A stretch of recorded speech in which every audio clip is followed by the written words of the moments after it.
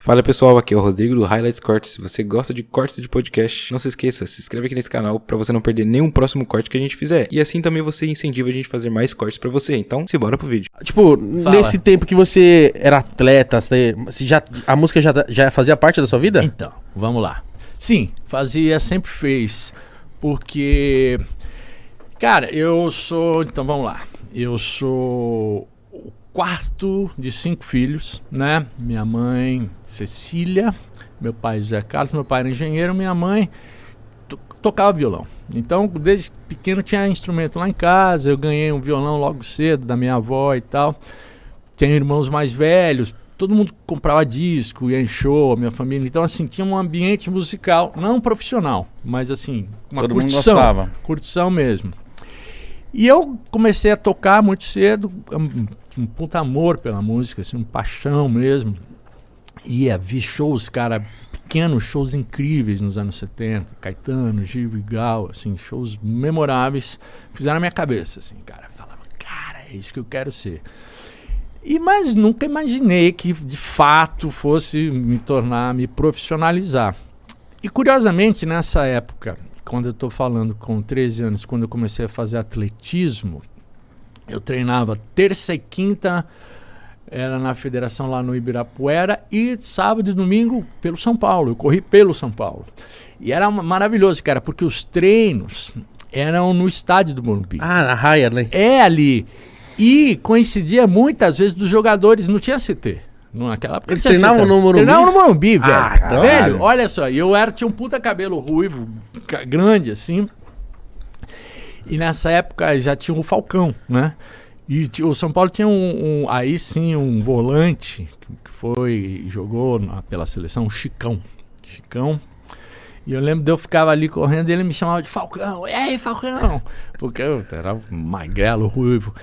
E só que daí tinha essa parada. Os treinos, sábados e domingos, eram às 8 da manhã. E daí com 13 anos, falei, velho, 8 da manhã não dá, né? De madrugada. Tinha festa e tudo mais. Daí eu, obviamente, parei com aquilo. Mas a música mesmo, cara, quando aí eu fui pro colegial, entrei no Equipe, nesse colégio Equipe, com 15 anos, em 78. Daí, com 16 anos, tinha um festival. Eu fiz um segundo festival secundarista de música, certo? Secundarista, daí no Colégio Santa Cruz. Daí a gente se inscreveu. Eu compus uma música com um amigo meu, Paulo Monteiro. Com 13? 16. Daí tinha 16. 16. Mano. Não. É, né? 16. Que disposição. Daí a gente entrou lá, né? Mandamos uma fitinha. Passamos na eliminatória, beleza, então. E, velho, ganhamos o festival. Foi uma coisa mais incrível. Com essa música? Com essa música, Pomar. E daí, foi uma loucura, porque tinha eliminatória, né? Sobe, apresenta a música, daí tinha um jurado lá, beleza. E eu me lembro foi lá um anúncio, né? Final, a gente foi passando. Também, 2, 3 dias, sei lá. Daí o cara, terceiro lugar, segundo lugar, primeiro lugar, os Camarões, que era o nome da minha banda. Pomar! Velho, porra, daí, e sei lá, eu não me lembro bem, cara, se tinha 50, 200 pessoas, não sei. Só sei que a gente subiu no palco e as pessoas cantavam a música, saca? Então foi, assim, muito impactante, assim, muito emocionante. Com 16 anos, ganhar um festival que era o primeiro em dinheiro. Com aquela grana a gente comprou 2 amplificadores que os Titãs usavam no começo da carreira. Caralho. 2 Giannines, os baguinhos, enfim. E aí a gente pegou até uma moral, né? Assim, a banda fazia show em circuito escolar, tocamos em um barzinho, assim, daí tinha que tocar repertório, tirar coisa e tudo mais. Mas daí teve uma treta ali com a banda, ela se desfez. E os Titãs veio pouco depois. Mas aí você seguiu sozinho ali, tipo, acabou a banda, mas você falou, mano, é isso que eu quero. É isso que eu quero, mais ou menos. Assim, cara, é muito diferente o ambiente, quer dizer, como dizer assim... Nos anos 80, daí já estamos falando de anos 80, não dá para se comparar com o mercado musical hoje. Como é que, hoje é muito mais fácil. Naquela época não tinha muito essa. Tinha um pouco de... Achava que tinha que fazer faculdade, se formar. E por outro lado, eu gostava de rock, de música popular brasileira. Então não tinha faculdade para isso, saca? Não tinha. Eu não podia fazer regência na USP. Não era muito. Eu nunca soube ler partitura. Eu não tenho educação formal. Eu tenho educação, sei tocar de ouvido. Obviamente estudei pra caralho, toquei muito, tive professores e tudo mais. Então, assim, eu tinha um desejo, mas eu não tinha muito um caminho, assim. Como é que você vira músico, saca? Assim, nossa, verdade, banda. Né? Naquela época, né? Velho. Daí tinha tido essa banda, né, do colegial. Nessa escola, no colégio equipe, eu conheci vários dos membros dos Titãs que estudavam comigo. Eu sempre fui mais novo da banda, né? Sempre fui. Eu sou o mais novo da banda, ninguém mudou de Sempre foi. Dessa banda eu era o mais novo. Então tinha o Branco Marcelo acima de mim, Paulo e Arnaldo já não estudavam mais, estavam no cursinho, enfim. Daí todo mundo tocava violão. Lá tinha uma coisa muito incrível no equipe, velho, porque o Serginho Groisman, que hoje apresenta o Altas Horas, ele tinha um centro cultural, ele dirigia o centro cultural da equipe, onde tinha uns shows incríveis, cara. Todo fim de semana tinha shows na quadra.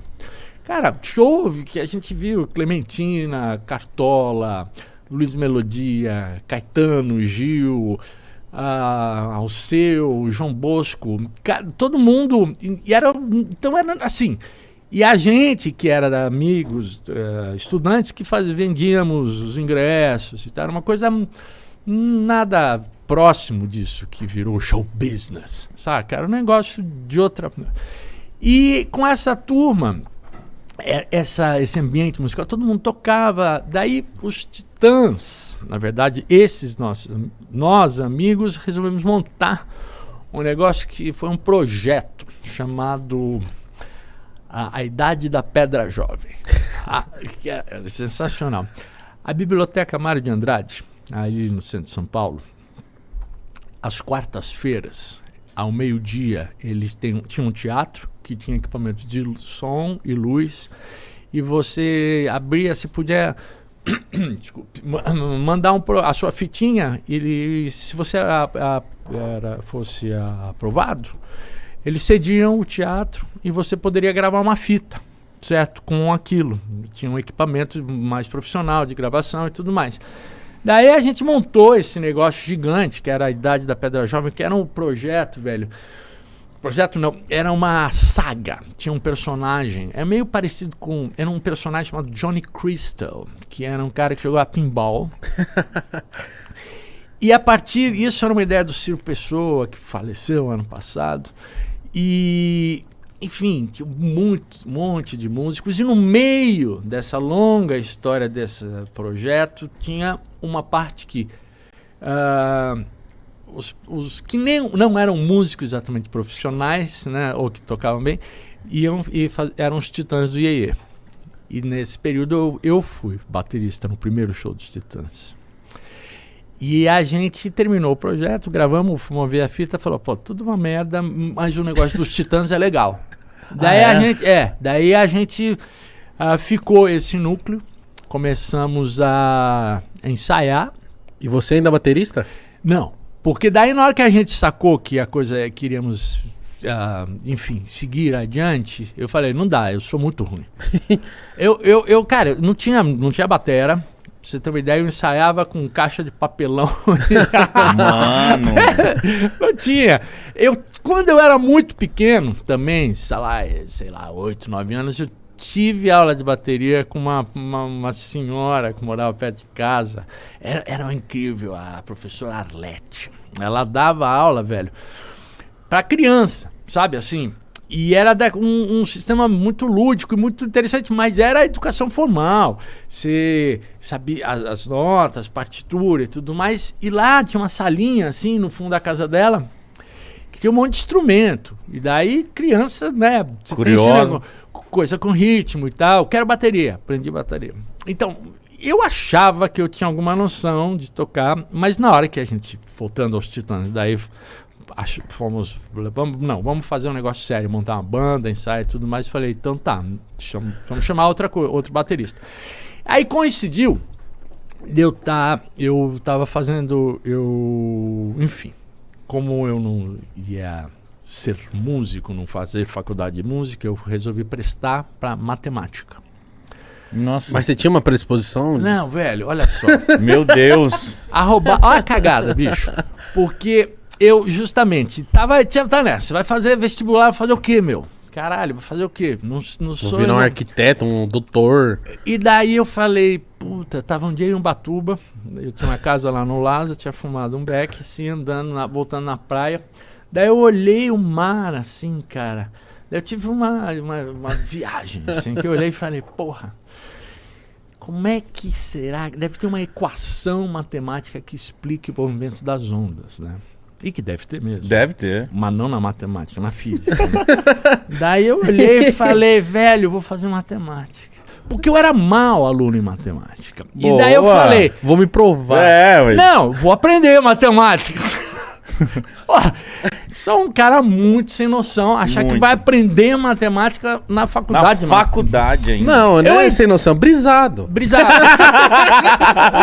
Extremamente isso aí, brisado. Ventos, né, vaporosos, quentes, Que brisa, tropicais.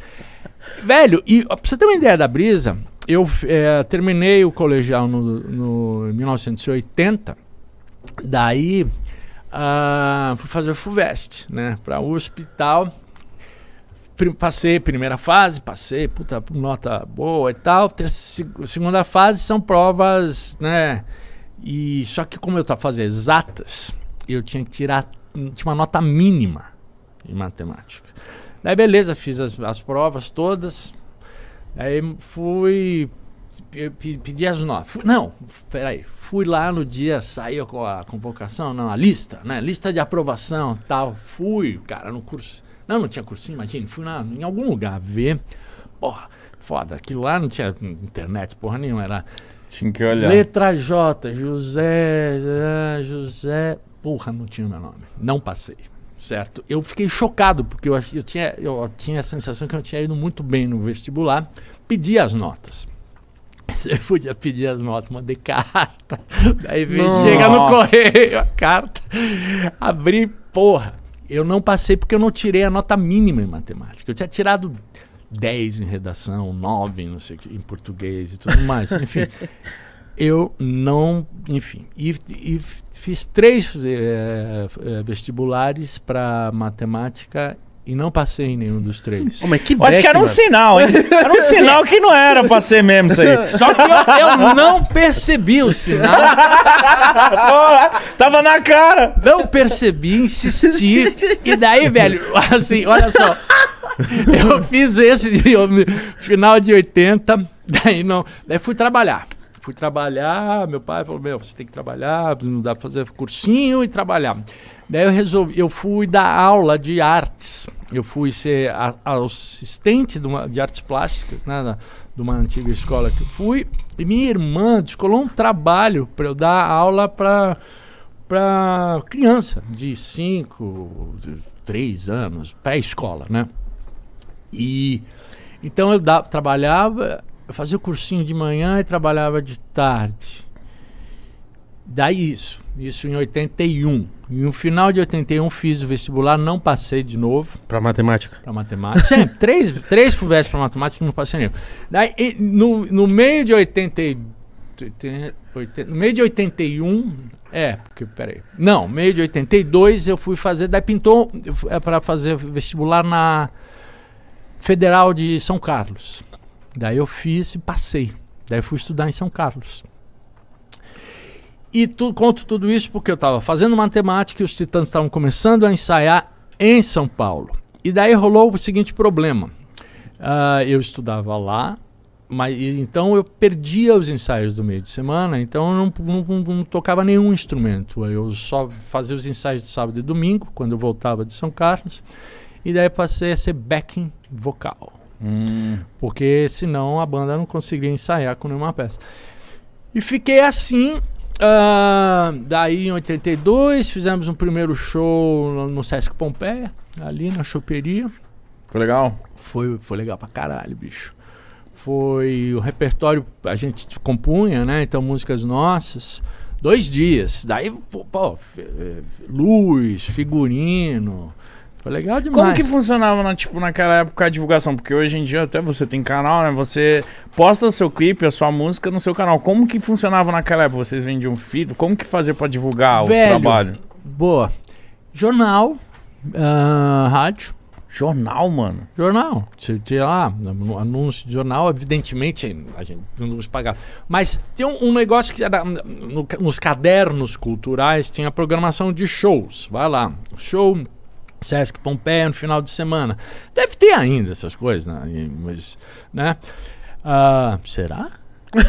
Deve ter. Não sei, velho. Deve ter, né? Que nem tem no cinema. Cinema tem no jornal. Tinha shows, saca? Tinha algumas revistas. E a própria, o Sesc Pompeia, sim, tinha a sua programação e eles faziam a sua divulgação. Filipeta, saca? Era assim, imprimia um negócio e aí alguém ficava distribuindo. Sai entregando. Velho. E fazer programa de rádio, sei lá, eu não me lembro. Só sei que... Tinha que se virar mais do que hoje. De alguma maneira, sim. Porque o alcance da divulgação, como você está dizendo, dependia muito de um esforço físico, né?